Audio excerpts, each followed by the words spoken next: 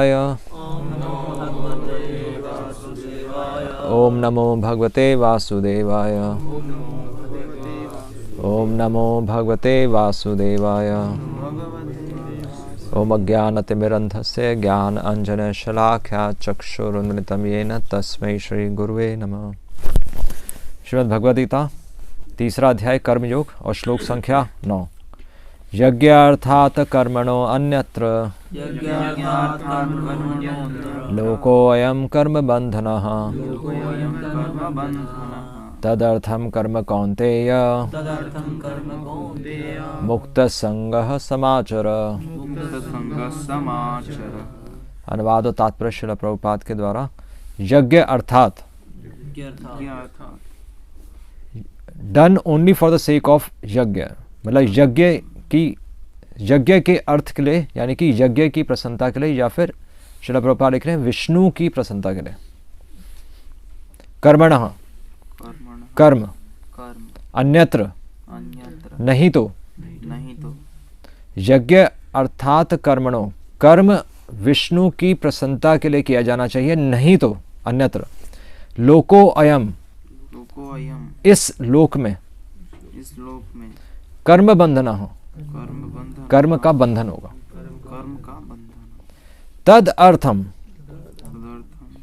तब तो उन्हीं की प्रसन्नता के लिए, तद अर्थम यानी कि विष्णु की प्रसन्नता के लिए ही कर्म कौन्तेय, कि हे कुंती पुत्र कर्म करो। किसकी? विष्णु की प्रसन्नता के लिए ही हे कुंती पुत्र कर्म करो। मुक्त संगः समाचरा, इस प्रकार अगर तुम ऐसा, तुम्हारा समाचरण, ऐसा तुम्हारा अगर परफेक्ट, अगर तुम्हारा आचरण रहेगा तो तुम इस संसार से मुक्त हो जाओगे। तो ये 9वां श्लोक है तीसरे अध्याय का। Work done as a sacrifice for Vishnu,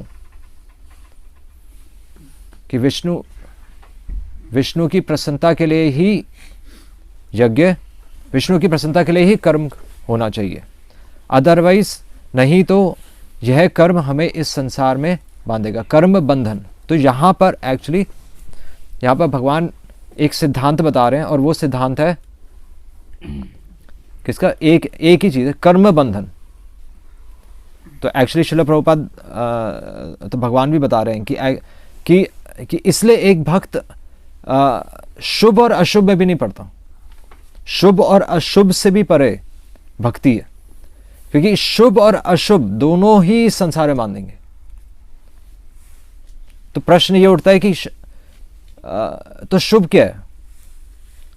तो अशुभ तो हमें पता है, अशुभ जो चीजें हमें पता है कि जो चीजें हमें नहीं करनी। तो शुभ क्या है? शुभ को कैसे डिफाइन करेंगे? पुण्य कर्म क्या है? मतलब वही पुण्य कर्म क्या है? दूसरों का हित करना, लेकिन भगवान से कनेक्टेड नहीं हो। हाँ, फॉर एग्जाम्पल जैसे भिखारी को मैं पैसा दे दिया, कुछ बेगर्स को, तो हाँ, हित कर दिया, वो पुण्य हो गया, लेकिन उसको भगवान की ज्ञान नहीं दिया, हाँ, तो पुण्य हो गया, शुभ कर्म हो गया। तो जैसे उदाहरण बिल्कुल सही है। जैसे हमने भिखारी को कुछ दान में दिया, भिखारी को दान में दिया, तो उस दान को देने में भी सैक्रिफाइस है। यहाँ पर भगवान कह रहे हैं यज्ञ मतलब सैक्रिफाइस। पर यहाँ पर आ रहा है कि अब अगर हमने किसी को, भिखारी को भी दान में दिया, पर उससे उसका आध्यात्मिक लाभ नहीं हो रहा, अगर वो भक्ति से हम कनेक्ट नहीं कर रहे, तो वो सैक्रिफाइस में कहीं ना कहीं हम इस संसार में कर्म बंधन में ही फंसेंगे। उसका रिजल्ट तो आएगा उससे, मतलब जैसे तो अगले जन्म में जो दान हम देते हैं, तो अगले जन्म में उसके इक्वल अमाउंट अगर वो हम किसी भिखारी को देते हैं, तो वो अगले जन्म में हमें उतना ही हमें लाभ होता है। हमें उस चीज़ की कभी कमी नहीं होगी, पर उससे आध्यात्मिक लाभ ज़रूरी नहीं होगा अगर हमने उस भिखारी को, उसको भगवान से कनेक्ट नहीं किया। तो अन्य उदाहरण जो और हम समझ सकते हैं कि जैसे लोग गौ पूजा करते हैं, है ना, गाय पूजा करते हैं। तो गाय पूजा तो मतलब भारत में तो गोरक्षा के लिए कितनी बड़ी बड़ी संस्थाएं हैं, पर गोरक्षा केवल गोरक्षा करने के लिए, गोरक्षा इसलिए नहीं कि हमारी कि उससे हमारी आध्यात्मिक उन्नति हो सके, कि हमारा एक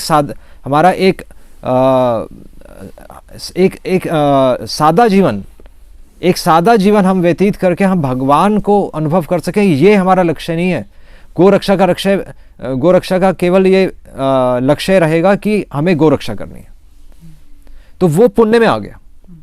अब वही चीज़ अगर हम भक्ति के लिए कर रहे हैं, अपनी भक्ति बढ़ाने के लिए, तो वो फिर भक्ति में आ गया।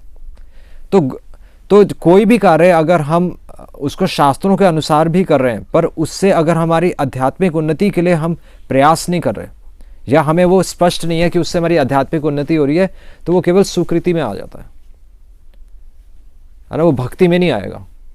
वो अकाउंट हमारा सुकृति में आएगा।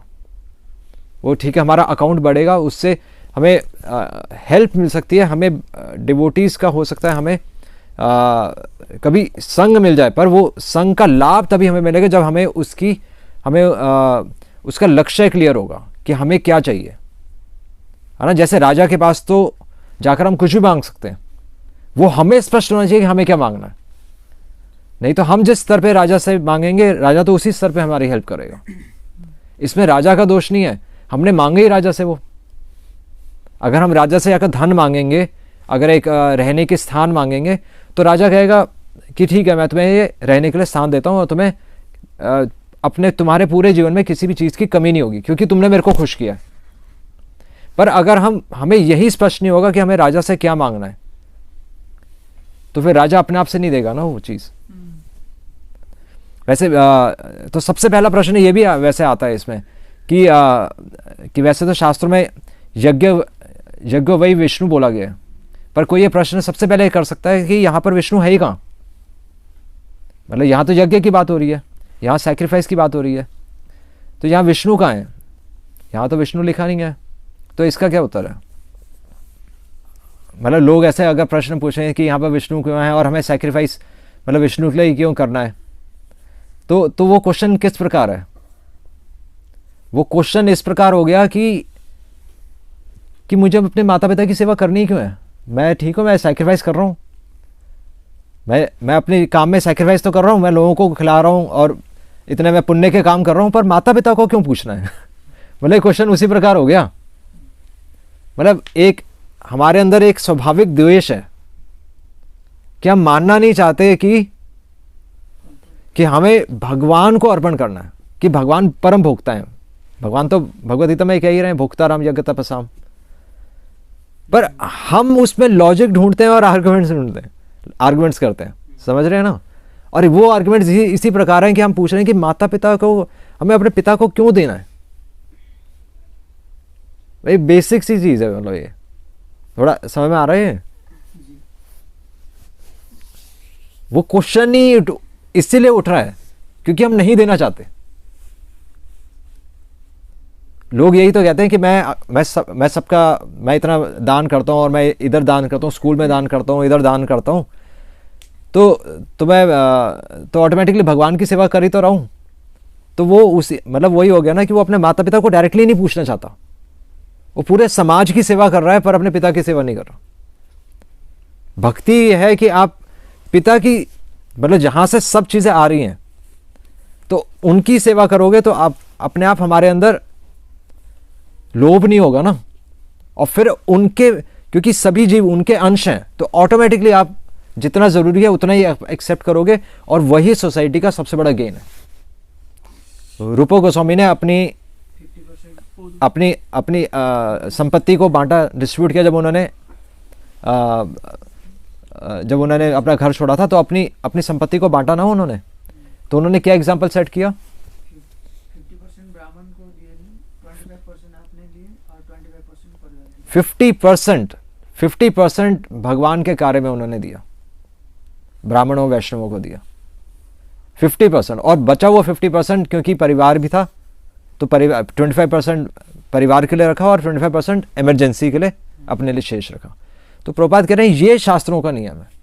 अगर किसी को कोई कहता भी है कि मैं दान करता हूँ और मैं इन लोगों की मदद कर रहा हूँ, तो प्रभुपाद लिख रहे हैं कि उसको 50% इस शास्त्रों के अनुसार उसको 50% देना चाहिए। प्रभुपाद कह रहे हैं ये तो गलत है बिल्कुल कि 99% वो अपने पास रखता है और कह रहा है कि मैं 1% बांट रहा हूँ।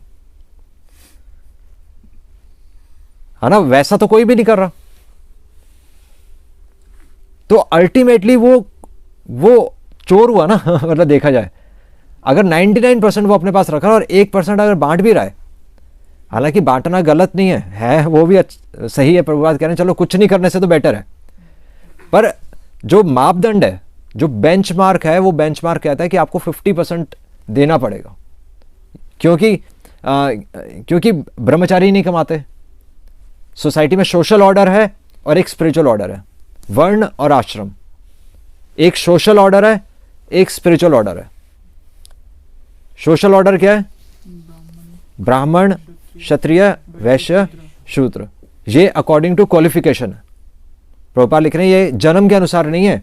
ब्राह्मण, क्षत्रिय, वैश्य, शूद्र, जो दैवी वर्णाश्रम है, जो सही मायने में वर्णाश्रम है, ब्राह्मण, क्षत्रिय, वैश्य, शूद्र, अपनी योग्यता के अनुसार, जन्म के अनुसार नहीं। तो ये हो गया सोशल ऑर्डर। और स्पिरिचुअल ऑर्डर क्या है? स्पिरिचुअल ऑर्डर है आध्यात्मिक उन्नति। आध्यात्मिक उन्नति क्या हो गया? ब्रह्मचारी पहले ट्रेनिंग 25 साल, फिर गृहस्थ आश्रम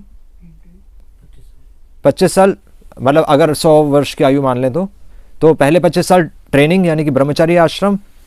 दूसरे किस चीज़ की ट्रेनिंग? एक शब्द में चलो दो चीज़ें, एक सेंस कंट्रोल और यज्ञ ही तो आ रहा है। यज्ञ की ट्रेनिंग है, सैक्रिफाइस की ट्रेनिंग है हमारे लिए।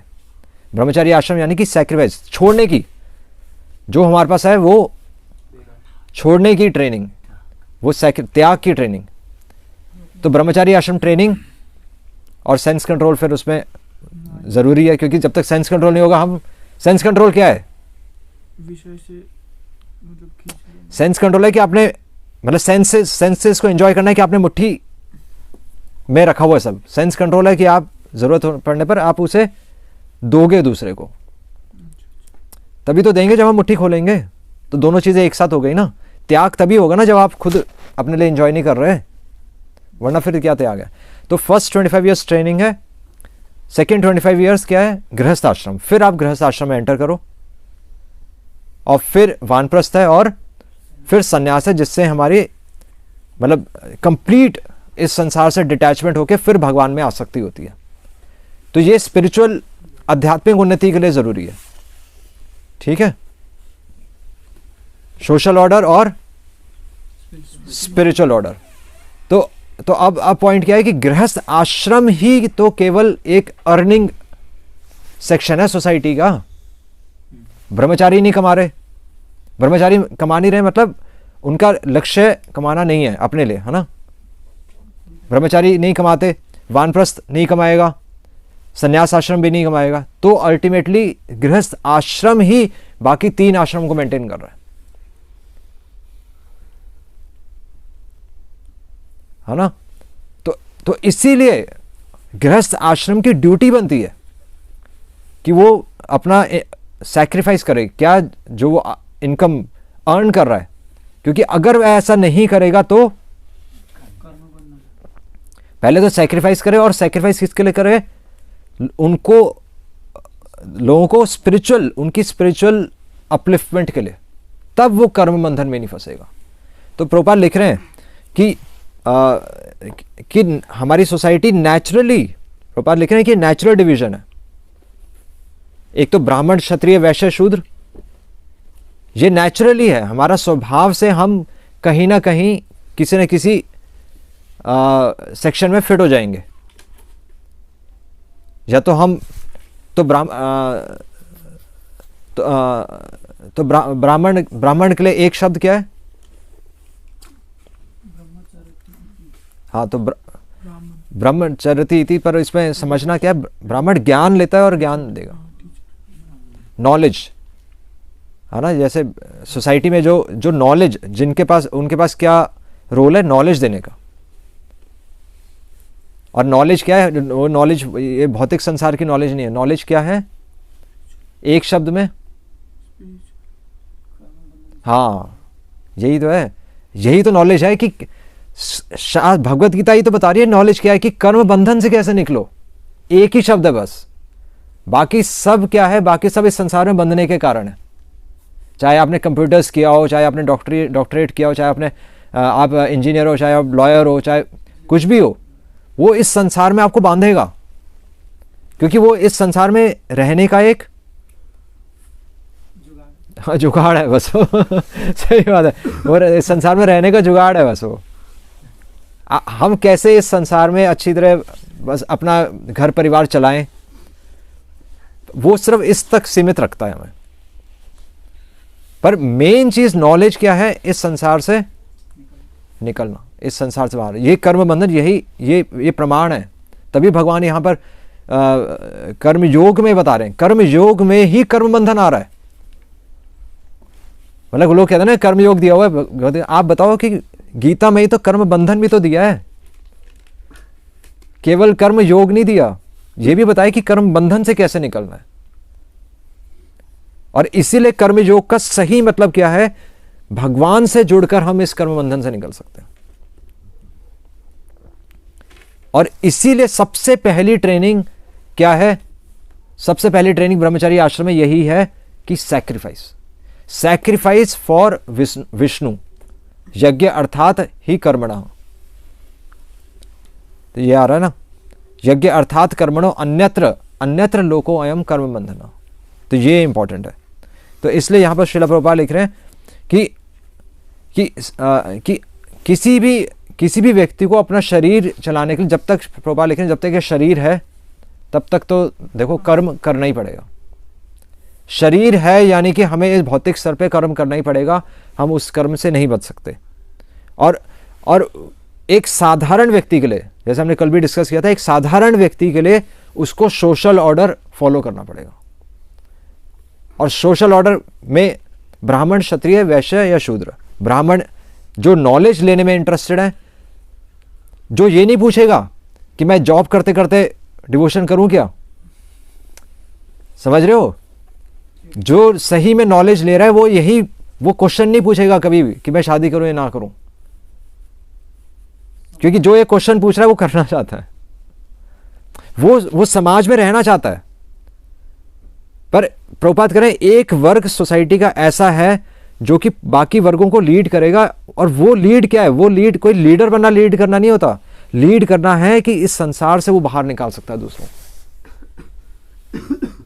प्रभुपाद करें कि हमें ऐसे फर्स्ट क्लास ब्राह्मण्स की जरूरत है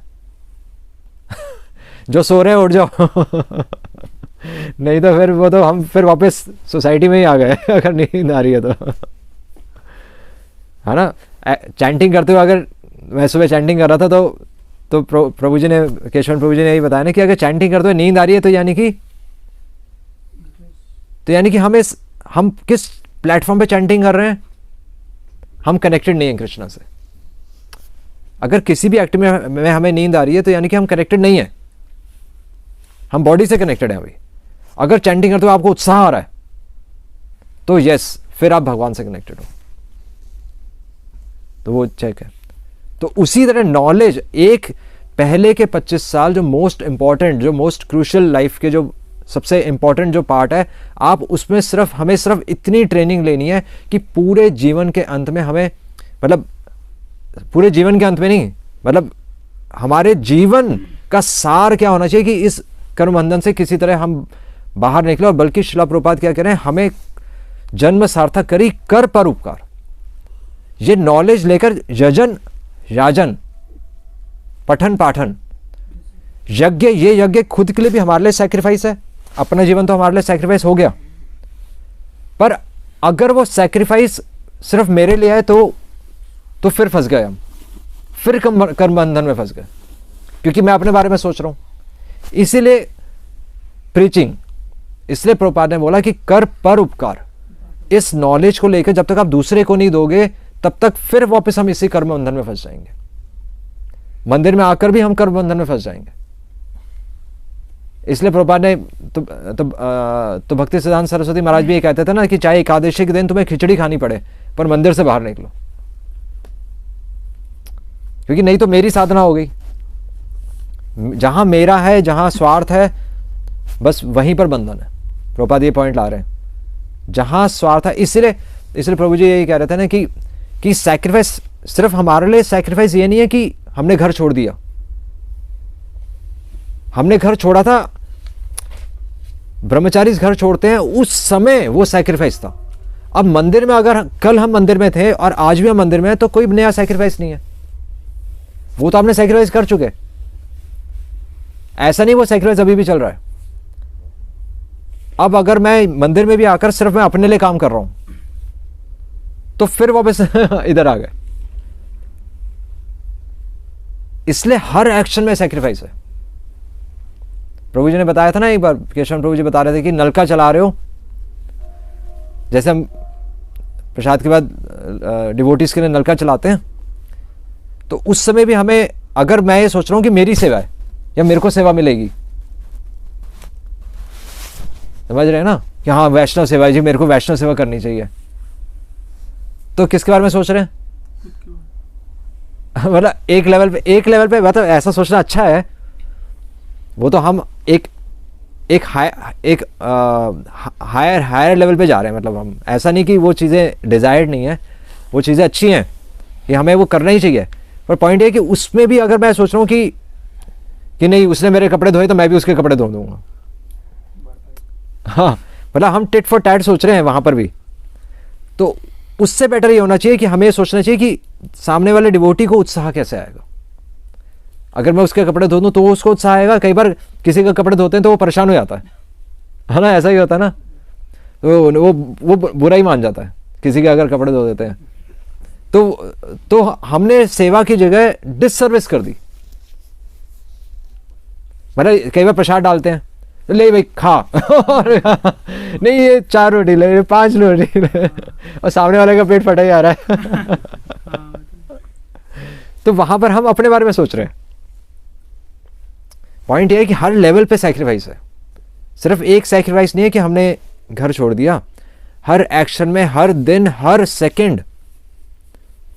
सेकंड जो हम क्रिया कर रहे हैं उसमें हमें देखना पड़ेगा कि मैं क्या अपने बारे में सोच रहा हूं या मैं दूसरों के बारे में सोच रहा हूं, है ना। और एक्चुअली इसलिए प्रभुपाद ने इसीलिए बोला कि प्रीचिंग इज द एसेंस। सार यही है। हम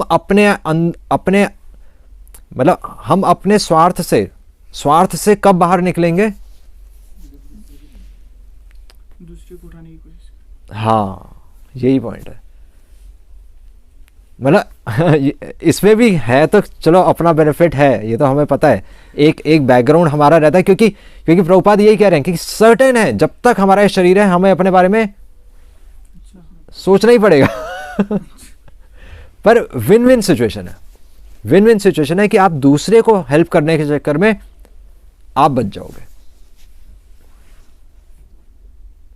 और ऐसा भी नहीं कि हम दिखाने के लिए दूसरे की हेल्प करते हैं, है ना। उसमें तो फिर हम मतलब हमने देखा ही है कि प्रभुपाद के डिसाइपल्स मतलब उन्होंने तो मतलब प्रभुपाद ने जो बोला उन्होंने सब कुछ ही करके दिखा दिया पूरे विश्व में।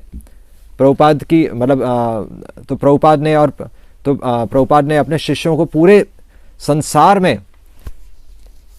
मतलब पूरे संसार में कृष्ण भक्त तो उनके माध्यम से ही बने। उनके एक्शंस में सैक्रिफाइस था जो प्रभुपाद के शिष्य थे। और उन्होंने कहा कि हमें केवल एक चीज पता है कि this old man will never cheat us. तो शास्त्र जैसा कहते हैं, जैसे वैष्णव कहते हैं, अगर हम उनकी बात मान लें तो हमें वो पता नहीं वो चीजें कैसे काम करती हैं, पर वो चीजें काम कर जाती हैं।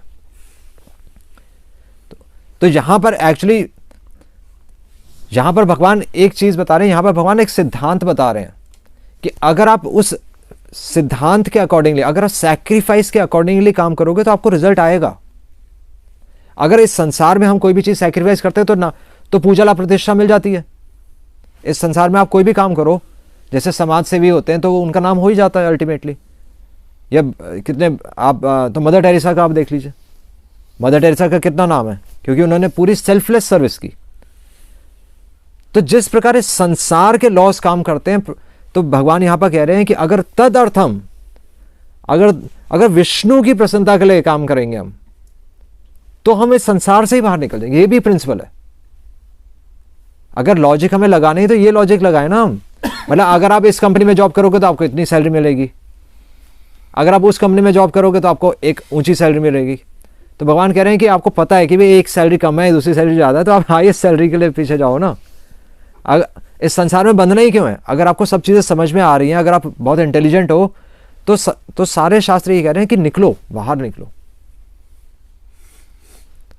मुक्त संग समाचर, समाचर, समाचर क्या है? समाचरण, संपूर्ण आचरण यही है। इस संसार में लोग कहते हैं कि उसका अच्छा आचरण है, उसका अच्छा आचरण है ना। तो भगवान की दृष्टि में भगवान कह रहे हैं सम आचरण। भगवान कह रहे हैं मेरी दृष्टि में परफेक्ट आचरण क्या है? जो इस संसार से बाहर निकलने का प्रयास करता है, जो इस संसार में घर बनाने का प्रयास नहीं करता, वो परफेक्ट नहीं है।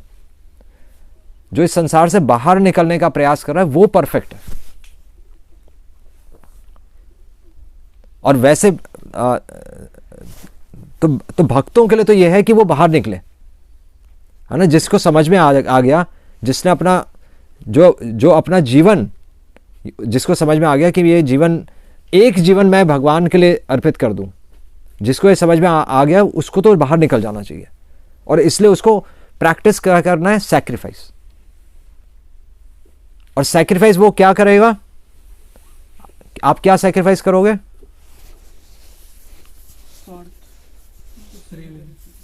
स्पिरिचुअल बेनिफिट्स के लिए है अपना फ्री विल। हाँ, फ्री विल, ये सब ठीक है। सिंपल एक आंसर ये भी हो सकता है, आप वो सैक्रिफाइस करोगे जो आपके पास है। भाई जो आपके पास है वही तो सैक्रिफाइस करोगे।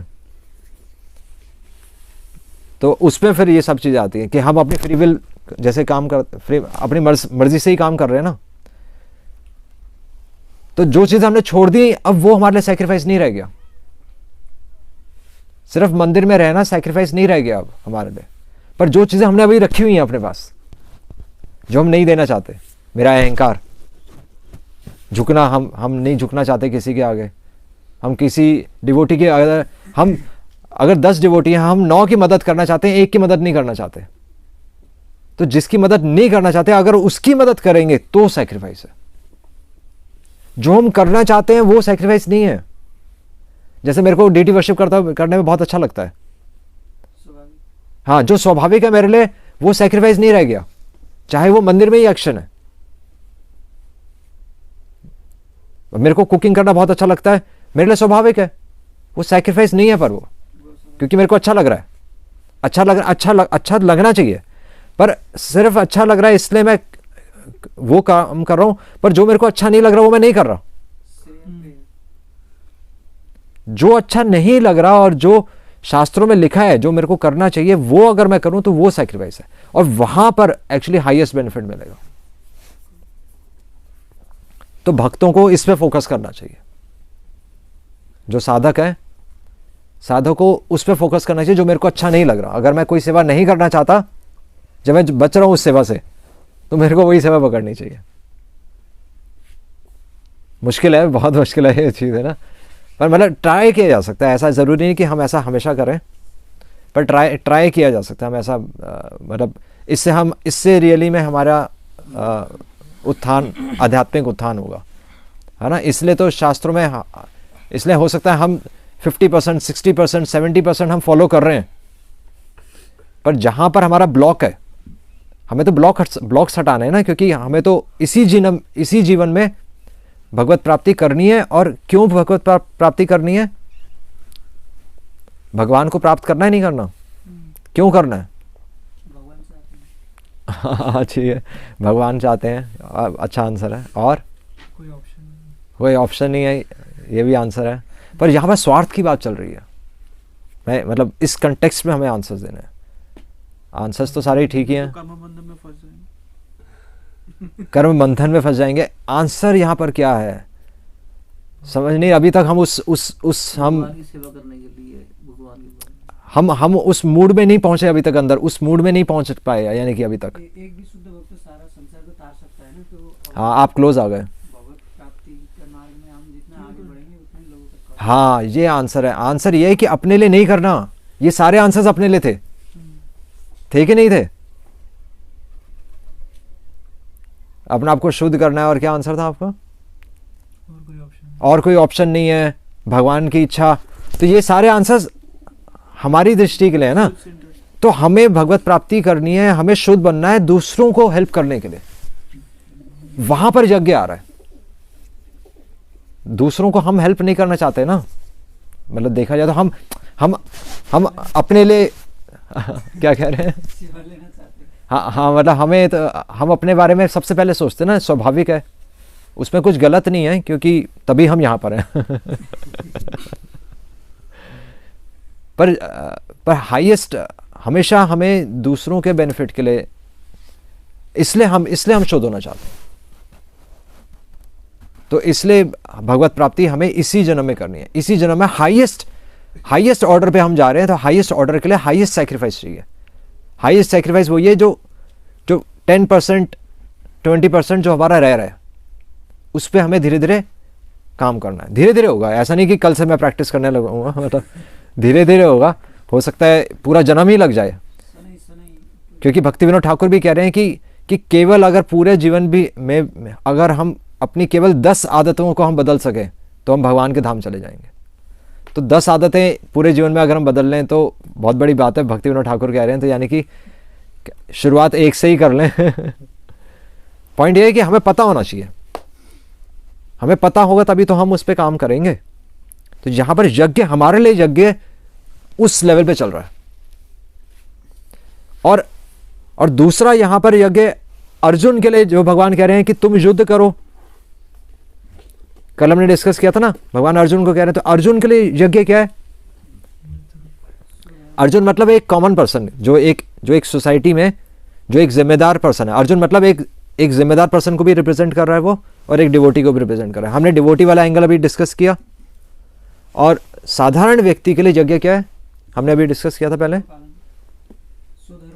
विष्णु के लिए वर्ण और आश्रम, है ना, अपना जो स्वभाव से जो उसका स्वभाव है, तो उसका स्वभाव यानी कि जो उसका टैलेंट है, उसका स्वभाव क्या, हमें कैसे पता चला हमारा स्वभाव क्या है? जो हमारा टैलेंट है। वैसे तो हम पढ़ना भी चाहते हैं, है ना, नॉलेज लेने में भी इंटरेस्टेड हैं, हम लीड भी करना चाहते हैं, लीडर भी बनना चाहते हैं हर कोई आजकल, है ना, पैसे से भी आकर्षित हो रहे हैं और सेवा भी करना चाहते हैं। तो चारों चीज़ें हैं। क्या कह रहे हैं? मिक्स चल रहा है तो पता नहीं लगेगा क्या। हाँ, मिक्स चल रहा है पता नहीं चलेगा, पर एक टैलेंट भगवान ने दिया है, वो टैलेंट से हमें पता चलेगा कि हमारा मोस्ट प्रोमिनेंट वो क्या है। उस टैलेंट को हम भगवान की सेवा में लगा सकते हैं। भगवान कह रहे हैं आपके पास जो भी टैलेंट है, चाहे आप लेक्चर दे सकते हो, चाहे आप झाड़ू लगा सकते हो, कोई प्रॉब्लम नहीं है। पॉइंट है आप किसी भी पॉइंट के, प्रभुपाद बहुत अच्छा पॉइंट बता रहे हैं, और ये बता रहे हैं किसमें, ये बता रहे हैं गजेंद्र मोक्ष की प्रेयर्स में। प्रभु जी ने भी लेक्चर में डिस्कस किया था, केशव प्रभु जी ने। वो पॉइंट क्या है? वो पॉइंट आ रहा है कि हमें एक पर्टिकुलर सेवा से अटैच होना है। हमें ये अटैच नहीं होना है कि मेरे को प्रीच करना है या वो करना है।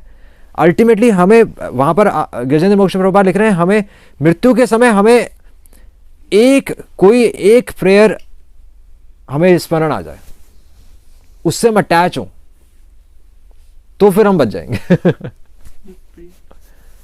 इसी तरह एक सेवा जो हमें सबसे अच्छी लगती है, जो वो उसमें अगर हम एक्सपर्टीज ले आए तो आप बच जाओगे। अटैच होना मतलब तो सेवा से अटैच होना चाहिए या नहीं होना चाहिए? अटैच अपनी सेवा से तो अटैच होना ही चाहिए। उस अटैचमेंट को हम यूज कर रहे हैं ना, भक्ति के अनुकूल यूज कर रहे हैं। सिर्फ हम अपनी सेवा से अटैच हो जाए कि उसने मेरी सेवा कैसे कर दी, वो तो फिर फंसने वाली बात हो गई। पर उसको अगर हम यूज कर रहे हैं अपना आकर्षण भगवान में बढ़ाने के लिए, ताकि संसार में कम हो, उसको हम यूज कर रहे हैं। और उस पर भी अल्टीमेटली बैकग्राउंड में हमारा क्या चलना चाहिए? दूसरे की हेल्प करने के लिए। तो एक नॉर्मल पर्सन के पास अपने पास उसका कोई टैलेंट होता है, जैसे माता जी हैं, उनके कुकिंग का टैलेंट होता है ना। क्वेश्चन ये उठता है कि हमें शास्त्र नहीं पढ़ने चाहिए, हमें श्लोक नहीं पढ़ने चाहिए क्या? मतलब शास्त्रों में ऐसे डायरेक्ट उनके लोग एजुकेशन देने के लिए तो मना किया हुआ है ना। तो पॉइंट वो नहीं है, पॉइंट ये है कि आप किसी भी सेवा से अटैच अगर हो रहे हो, आपने नॉलेज तो नॉलेज क्या थी, हमने सबसे पहले डिस्कस कर लिया, नॉलेज क्या थी, कर्मबंधन से मुक्त। निकलना है। बाकी सब क्या है, बाकी सब वेस्ट है एक्चुअली। अगर हमारे पास इतनी 10 बुक्स हैं तो 10 बुक्स पढ़कर भी हमें समझ में नहीं आ रहा, और आपके पास एक सिंगल पेपर है, एक श्लोक है, आप एक श्लोक पढ़कर ही निकल सकते हो, और पढ़ने की भी जरूरत नहीं, आप सुनकर ही निकल सकते हो। मतलब भगवान के तो कितने भक्त हुए जिनको पढ़ना लिखना नहीं आता था।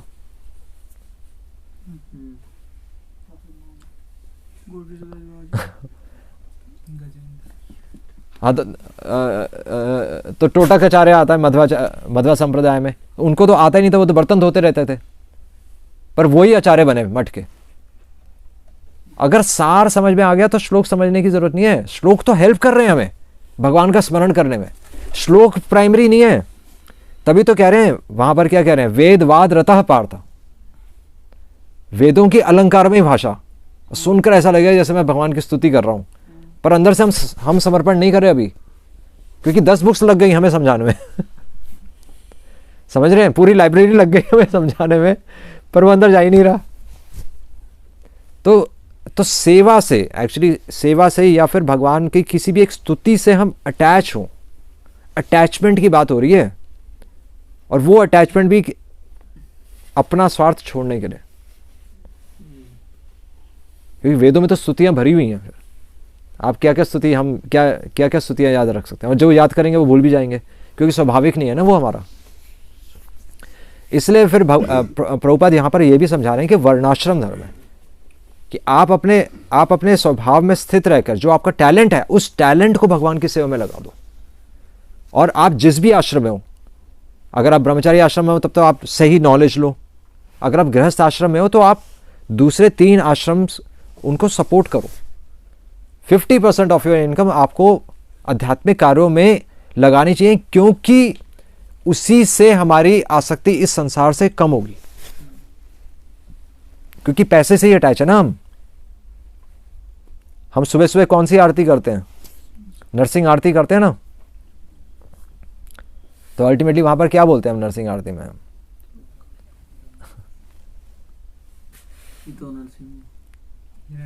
हिरण्यकशिपु। हिरण्यकशिपु क्या है,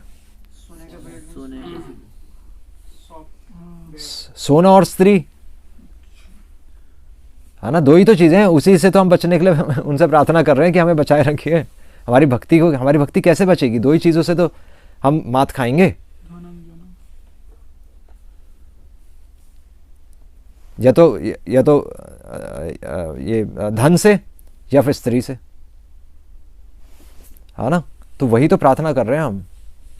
तो उससे बचने के लिए वही चीज हमें दान में देनी पड़ेगी। जो चीज हमें इस संसार में चाहिए, जो चीज हम कमा रहे हैं संसार में, वही तो चीज कमा रहे हो। स्त्री को इंप्रेस करने में लगे हुए हम, है ना। किसी भी आप गैदरिंग में जाओ तो सबसे पहले हम कॉन्शियस क्यों हो जाते हैं, हम जो होते हैं हम नहीं रहते वहां पर ना। अगर स्त्री है वहां पर, अगर 10 पुरुष होंगे कोई दिक्कत नहीं होगी, 1 स्त्री होगी तो हमारा चलन बदल जाएगा, हमारे बोलने का तरीका बदल जाएगा। क्यों बदल जाएगा, क्योंकि हम उसे इंप्रेस करना चाहते हैं। हम चाहते हैं, मतलब हम माने ना माने पर हम चाहते हैं। स्वाभाविक हो जाता है। हाँ ये है ना सब, तभी तो हम हैं यहाँ पर ये स्वाभाविक, बिल्कुल सही बात है, ये स्वाभाविक है, और तभी हम यहाँ पर हैं। और इसीलिए हम सुबह सुबह प्रार्थना करते हैं कि मुझे इससे बाहर निकालिए। अब हम प्रार्थना कर रहे हैं और हम दे नहीं रहे, मतलब हम प्रार्थना कर रहे हैं सवेरे सवेरे और हम दे नहीं रहे। जो चीज हमें चाहिए वही तो हमें देनी पड़ेगी। इसलिए तो ब्रह्मचारी आश्रम है कि आपने त्याग कर दिया कि मुझे ना धनम ना जनम ना सुंदरम मुझे नहीं चाहिए, क्योंकि हम इस संसार से आकर्षित हो रहे थे तो हमने कहा हमें नहीं चाहिए, है ना। तो त्याग है ये। इसी तरह अगर एक गृहस्थ अगर वो कहता है कि कि मैं इस संसार से आकर्षित हो रहा हूं और मेरा भगवान में मन नहीं लग रहा, तो उसे पता है वो जो प्रार्थना सवेरे कर रहा है उसी को फॉलो करे वो।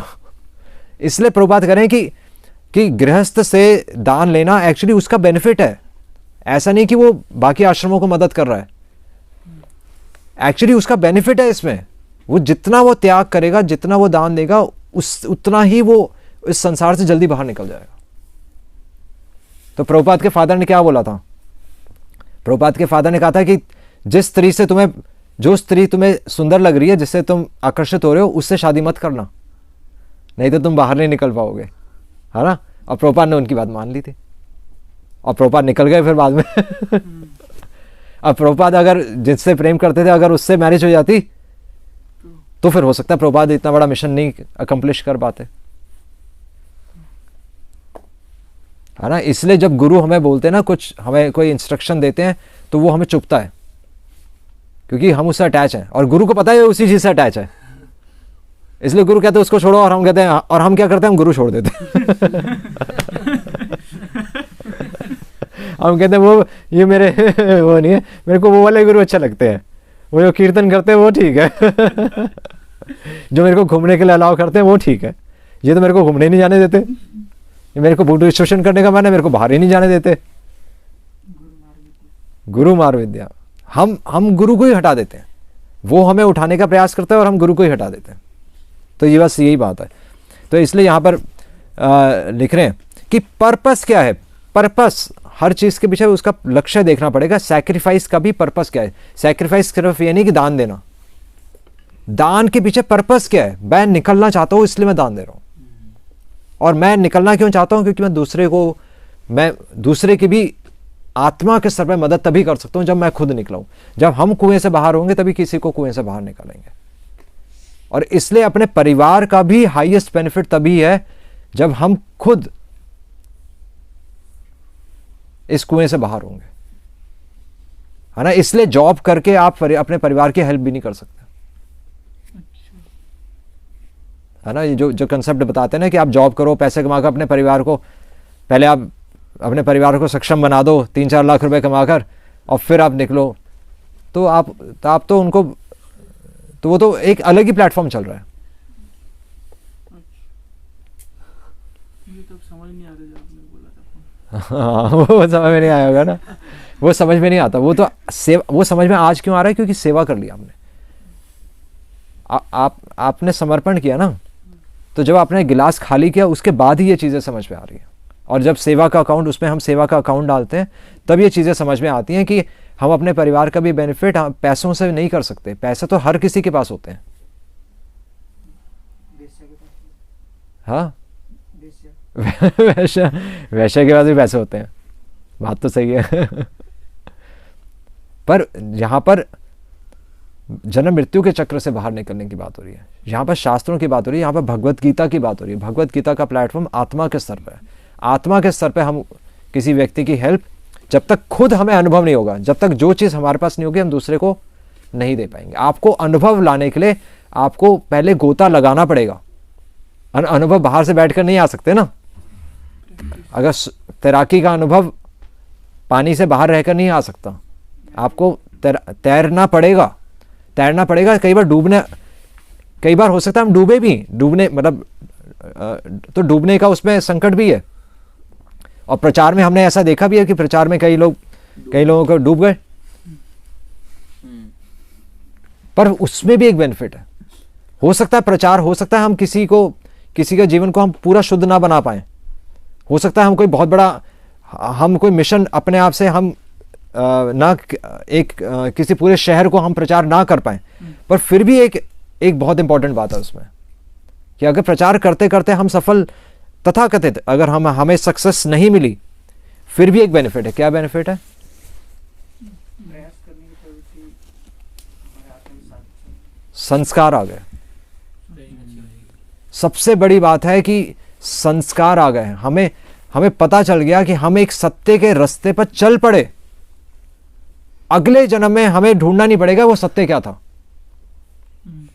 उस सत्य के रास्ते पे हम चल पड़े, हमने वैष्णव की बात मान ली, वो बहुत बड़ी बात हो गई अपने आप में। वो अपने आप में एक सक्सेस है आध्यात्मिक दृष्टि में, कि हमने बात मानकर हम सही मार्ग पे चले तो सही।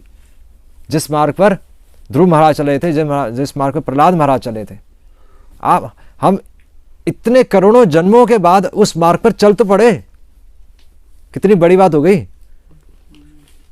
और प्रचार करना ना करना तो एक्चुअली एक बाह्य दृष्टि है कि हमने दूसरे को प्रचार कर दिया, हमने उसको जोड़ दिया, हमने उसको जोड़ दिया। अल्टीमेटली हम किसको जोड़ रहे हैं?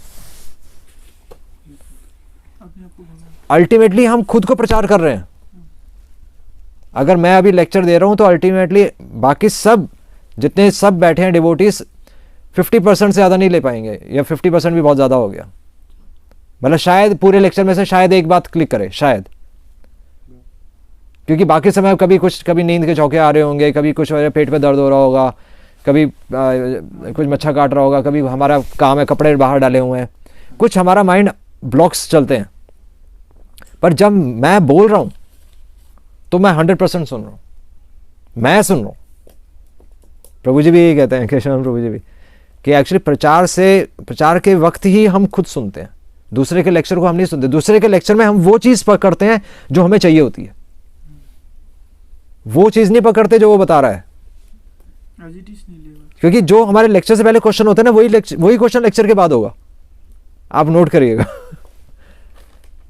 चाहे लेक्चर पूरा उस टॉपिक पे ही हो गया, पर क्वेश्चन वही होगा, प्रभु जी शादी करनी चाहिए नहीं करनी चाहिए? यानी कि मैंने लेक्चर सुना ही नहीं, वो अगले लेक्चर में भी यही पूछेगा, अगले लेक्चर में भी यही पूछेगा। जब तक उसका आंसर ना आ जाए, हाँ ये ठीक बोल रहे हैं, प्रयास करूंगा, नहीं ये ठीक बोल रहे हैं, मेरे को उधर भी जाना चाहिए, 2 साल मेरे को भक्ति करके फिर बाद में मेरे को सेटल हो जाना चाहिए। ये ठीक बोल रहे हैं। तो एक्चुअली हम नहीं सुन रहे होते, तभी तो हम यहाँ पर अटके हुए हैं, क्योंकि हम अपने आइडिया से ही चल रहे हैं, अभी भी अपने आइडिया से चल रहे हैं। तभी तो सैक्रिफाइस बहुत बड़ी बात बोल दी भगवान ने। ये सैक्रिफाइस एक लेवल नहीं है, सैक्रिफाइस के मल्टीपल लेवल्स हैं। एक गृहस्थ के लिए सैक्रिफाइस अलग है ना, और एक भक्त के लिए सैक्रिफाइस अलग, और भक्त में भी अलग अलग लेवल्स है ना, मतलब हर चीज के लेवल्स होते हैं। तो बस यहाँ पर सैक्रिफाइस का टॉपिक है, और सैक्रिफाइस के अलग अलग लेवल्स यहाँ पर भगवान बता रहे हैं कि वर्णाश्रम धर्म में भी सैक्रिफाइस है, वो भी शास्त्रों को पालन करके भगवान के धाम मतलब आध्यात्मिक उन्नति वो कर सकते हैं, पर वो स्लो प्रोसेस है, पर उसमें भी सैक्रिफाइस है। और जिसको समझ में आ जाएगा, जिसको समझ में आ गया वो तो निकले, तो वो डायरेक्ट भक्ति का मार्ग है, जो कि प्रभुपाद यहाँ पर डायरेक्ट भक्ति योग समझा रहे हैं। तो ये आई थिंक है। और तो यहाँ पर वर्णाश्रम का श्लोक भी प्रभुपाद अपने तात्पर्य में कमेंट कर रहे हैं। और हाँ, सोशल और स्पिरिचुअल ऑर्डर्स हमने डिस्कस कर लिया, और ये अल्टीमेटली प्रभुपाद बता रहे हैं कि the conclusion is it is a scientific method. ये साइंस है, साइंस इन डिवोशन, यस, ये भक्ति योग का विज्ञान है कि अगर हम इस प्रकार अपना जीवन जिएंगे तब हमें रिजल्ट आ जाएगा। और ये साइंस आप किसी एक धर्म में लिमिट नहीं कर सकते, है ना। ये साइंस एक मुस्लिम के लिए भी यही साइंस काम करेगी, एक क्रिश्चियन के लिए भी यही साइंस काम करेगी। सैक्रिफाइस की साइंस, है ना, सैक्रिफाइस की साइंस। तो हिंदू, मुस्लिम, सिख, ईसाई सारे, मतलब आप किसी भी रिलीजन में देख लीजिए, मनुष्य को ये सैक्रिफाइस करना। इसलिए प्रभुपाद कह रहे हैं कि चाहे आप अल्लाह का नाम लो, चाहे आप क्राइस्ट का नाम लो, पर साइंस ऑफ गॉड को समझो। और लड़ाइयां तभी होती हैं जब इस साइंस को हम नहीं समझते। हम खुद सैक्रिफाइस करना नहीं चाहते, और हम कहते हैं इस किताब में तो ये लिखा है, इस किताब में ये लिखा है, इस किताब में ये लिखा है, क्योंकि हम अभी भी अपने आइडियाज से अटैच्ड हैं। जो चीज करनी चाहिए उस पर काम नहीं कर रहे, बस ये लड़ाई करने में लगे, यहां तो ये लिखा है, यहां ये लिखा है। क्वेश्चंस हमारे यही होते हैं, यहां ये लिखा है, यहां ये लिखा है, यहां ये लिखा है, पर जो बोल रहे हैं भगवान डायरेक्टली वो हम नहीं कर रहे। इसलिए प्रभुपाद ने ये बहुत साइंटिफिक प्रोसेस है। और वर्णाश्रम भी जो प्रोसेस है वो भी किसी भी सोसाइटी में एक ब्राह्मण होगा, है ना, एक जो नॉलेज लेगा, जो नॉलेज बांटेगा, एक क्षत्रिय होगा जो सोसाइटी को एडमिनिस्ट्रेशन, जो सोसाइटी को लीड करेगा, है ना, और धर्म की रक्षा करेगा। एक राजा भी चाहिए, एक ब्राह्मण है, एक राजा तो चाहिए ही चाहिए। और ट्रेड करने वाले भी चाहिए, कृषि, गोरक्षा, खेती करने वाले लोग भी चाहिए, वो भी स्वाभाविक होंगे ही होंगे। और जो बाकी इन तीनों सिस्टम्स को जो हेल्प करें वो भी होंगे। जो जो बाकी सिस्टम्स को सपोर्ट करेंगे। तो ब्राह्मण, क्षत्रिय, वैश्य, शूद्र अपने आप से इस सोसाइटी में, किसी भी सोसाइटी में ये ऑटोमेटिकली होते हैं, बस उनके नाम अलग अलग होते हैं। ये नेचुरल डिविजन है, प्रभुपाद लिख रहे हैं, ये नेचुरल डिविजन है। पर पर्पस क्या है? पर्पस सबका यही है कि भगवान को अचीव करना है, किसी के लिए मना नहीं है। और ऐसा भी नहीं कि एक शूद्र के लिए रास्ता लंबा है, उसकी इंक्लिनेशन है कि वो सेवा करके खुश रहेगा, और हो सकता है वो ब्राह्मण से पहले चला जाए क्योंकि उसमें अहंकार बहुत कम है, दीनता है बल्कि। तो दीनता पे तो बुक्स लिखी गई हैं कि that is the way to achieve God, जो कि एक क्षत्रिय में बहुत मुश्किल से आएगा। तो डिस्क्रिमिनेशन नहीं है, साइंटिफिक प्रोसेस है पूरा, ये हमें समझना है। और इसलिए प्रभुपाद ये लिख रहे हैं, it does not matter whether one is born in India और आउटसाइड इंडिया। भक्ति कोई भी कहीं पर भी कर सकता है अगर उसे ये साइंस पता हो। और प्रभुपाद ने करके दिखाया। प्रभुपाद ने मलेच्छ देशों में ही सबसे पहले प्रचार करके दिखा दिया। ये सबसे बड़ा प्रूफ है कि ये साइंस है। ये जो हम सोचते थे कि ये भारत के लोग ही केवल अचीव कर सकते हैं, प्रभुपाद ने बाहर करके दिखा दी। साइंस वही है ना कि आप किसी भी चीज को कहीं पर भी करोगे उसका रिजल्ट सेम आएगा, रिप्रोड्यूसिबल। तो प्रभुपाद ने करके दिखा दिया, प्रूफ कर दिया प्रभुपाद ने। और हमारे लिए इसका मतलब यही है कि हम फॉलो करेंगे तो रिजल्ट आएगा। बस सिंपल ही है कि आप 1+1 ऐड करोगे 2 आएगा ही आएगा इसमें। तो बस यानी कि हमारे गेंद हमारे आंगन में है। हम भगवान से कहते हैं ना कि भगवान कृपा कीजिए, कृपा कीजिए। तो भगवान था ऑलरेडी, भगवान ने कितनी मतलब एक श्लोक में ही भगवान सब कुछ बता रहे हैं। प्रभुपाद पूरा विस्तृत रूप से समझा रहे हैं। अब हमारे ऊपर है कि हम करें ना करें। वो हमारी तरफ से लैग है, भगवान की तरफ से लैग नहीं है। भगवान की तो पूरी कृपा है, ठीक है। तो इसका हमें प्रयास हो सकता है, हमें मतलब हमें तो, हमारे लिए तो ब्रह्मचारी के लिए तो ऐसा मतलब बहुत अच्छा ही है, क्योंकि हम तो उस मार्ग पे चल ही पड़े। हो सकता है कोई किसी का स्टेशन 2 स्टेशन बाद हो, किसी का 4 स्टेशन बाद हो, पर हम उस ट्रेन में बैठ गए। उस ट्रेन में हम बैठ गए जहां पर ये चीज़ें हमें पता चल रही हैं। बहुत बड़ी बात है, मतलब करोड़ों जन्मों के बाद हम उस मार्ग पे चल पड़े हैं। तो बहुत मतलब बहुत उत्साहवर्धक बात है ये। और भगवान ने हमें एक्सेप्ट किया, यानी कि हमें टिकट मिली है है ना। तो हमें टिकट मिल गई, हम ट्रेन में बैठे हुए हैं। तो RAC नहीं है आपकी, पूरी सीट आपको मिली हुई है तो बस ये है कि ट्रेन में हम बैठे रहेंगे तो हमारा स्टेशन एक दिन ज़रूर आ जाएगा। बल्कि हम रास्ते में जो हमारे साथ जो हैं बाकियों की भी हम खुद डिवोशन करके हम दूसरों को उत्साह देते हैं, है ना। और दूसरों के माध्यम से फिर अपना काम अपना हो जाता है। हमारा सफ़र छोटा हो जाता है ना जब हम दूसरों से बात करते हैं। सफ़र में आप दूसरों से बात करेंगे तो सफ़र छोटा हो जाएगा और लंबा हो जाता है, छोटा हो जाता है। तो भगवान भी ये कह रहे हैं कि अगर सफ़र में आप दूसरों से बात करते रहोगे, दूसरों को मेरे बारे में बताते रहोगे, तो तुम्हारा सफ़र भी छोटा हो जाएगा।